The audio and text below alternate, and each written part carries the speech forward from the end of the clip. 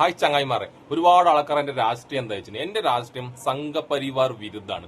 സംഘപരിവാറിന് ആരൊക്കെ അനുകൂലിക്കുന്നുണ്ടോ ഞാൻ അവർക്ക് വിരുദ്ധമായിട്ട് നിൽക്കും. അതിപ്പോ സംഘപരിവാറുകാരായാലും ശരി, ഇനി മറ്റുള്ള പാർട്ടിക്കാർ അവർ ചെയ്യുന്ന ചില കാര്യങ്ങളെല്ലാം നല്ലതാണെന്നുണ്ടെങ്കിൽ ഞാൻ ഒരിക്കലും അവർ അംഗീകരിക്കില്ല. സംഘപരിവാറുകാർ ചെയ്യുന്ന ഒരു കാര്യം നല്ലതല്ല, കാരണം എല്ലാം എതിർക്കേണ്ടതാണ്. പക്ഷെ എനിക്ക് ഇന്നലെ ഒരുപാട് സങ്കടമായതെന്നറിയാം. നമ്മളെ മുസ്ലിം ലീഗ് വഴിക്കടവ് പഞ്ചായത്ത് ഭരിക്കുന്ന മുസ്ലിം ലീഗ് അവരുടെ വക്കീലായിട്ട് സംഘി കൃഷ്ണരാജിനെ ആക്കിന്.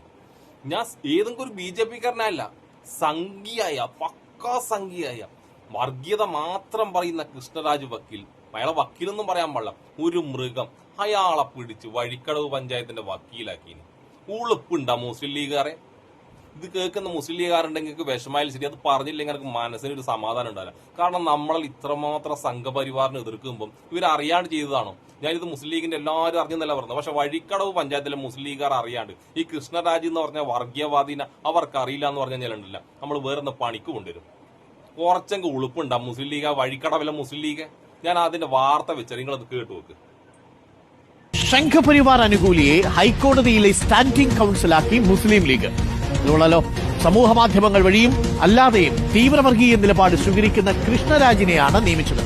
മുസ്ലിം ലീഗ് ഭരിക്കുന്ന വഴിക്കടവ് പഞ്ചായത്തിന്റേതാണ് തീരുമാനം. വഖഫ് നിയമ ഭേദഗതിയിൽ ലീഗ് ഹർജിയെ ചോദ്യം ചെയ്ത കാസയ്ക്ക് വേണ്ടി ഹാജരാകുന്നത് കൃഷ്ണരാജാണ്. ഇതാ കയ്യിൽ ചരടക്കം കിട്ടിയ മറ്റേ സ്വപ്ന സുരേഷിന് വേണ്ടി ഹാജരായ സംഘി വക്കീലാണല്ലോ അല്ലെ? അരുൺ പറഞ്ഞ ആൾ തന്നെയാണ് ഈ വക്കീൽ. വായ തുറന്നാൽ തീവ്രമായ മതവിദ്വേഷം പറയുന്ന തരത്തിലെ നിലപാടുകൾ സമൂഹ മാധ്യമങ്ങളിൽ സ്ഥിരമായി നിലപാടെടുക്കുന്ന, അതേക്കുറിച്ച് പറയുന്ന, അതിന്റെ പേരിൽ മതവിദ്വേഷ കേസുള്ള ഒരു വക്കീലിനെ മുസ്ലിം ലീഗ് ഭരിക്കുന്ന വഴിക്കടവ് ഗ്രാമപഞ്ചായത്തിന്റെ ഹൈക്കോടതിയിലെ സ്റ്റാൻഡിംഗ് കൌൺസിലായി കഴിഞ്ഞ ദിവസം നിയമിച്ചിരിക്കുകയാണ്. അടിപൊളി.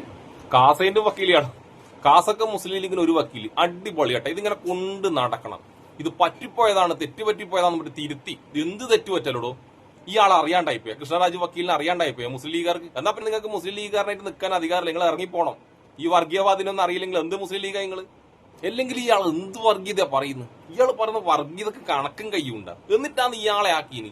ഇതൊരു ഉളുപ്പില്ലാത്ത ടീമാണല്ലോ നിങ്ങൾ. ഇനി ഇയാൾ പറഞ്ഞ വർഗീയത, അത് മുസ്ലിം ലീഗിനെ തന്നെ പറഞ്ഞ പടുകൂറ്റം വർഗീയത നിങ്ങൾ കേട്ടോക്കട്ടെ. മുസ്ലിം ലീഗുകാരാ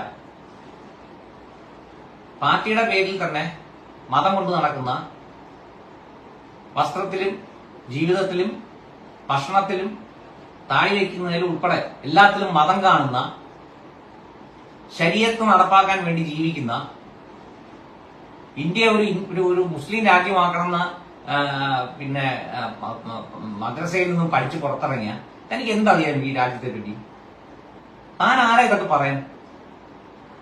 മദ്രസകളിലൊക്കെ സർക്കാർ കാശ് വാങ്ങിച്ച് മാക്സിമം രാജ്യവിരുദ്ധ, മതത്തിന്റെ പേരിൽ രാജ്യവിരുദ്ധ പ്രവർത്തനങ്ങൾ നടത്തിക്കൊണ്ടിരുന്ന ഒരു കൂട്ടം ജിഹാദികൾ കണ്ട.